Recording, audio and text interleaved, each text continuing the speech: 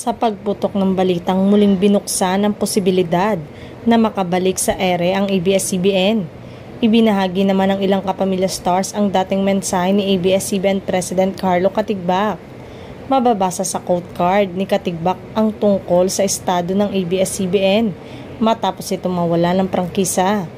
Ayon sa ABS-CBN top executive, ang Kapamilya Network ay matatagpuan sa puso ng bawat Pilipino. ABS-CBN will continue to be alive and well.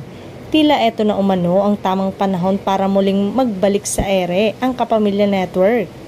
Maaaring gumamit ng ibang frequency umanong ABS-CBN ngayong taon para makabalik sa ere. Ang dating frequency kasi nito na napunta sa pagmamay-ari ni Manny Villar na kasalukuyang AMBS Network. July 10, 2020, isang taon na ang lumipas mula nang bumoto ang 17 kongresista na ibasura ang franchise renewal application ng ABS-CBN.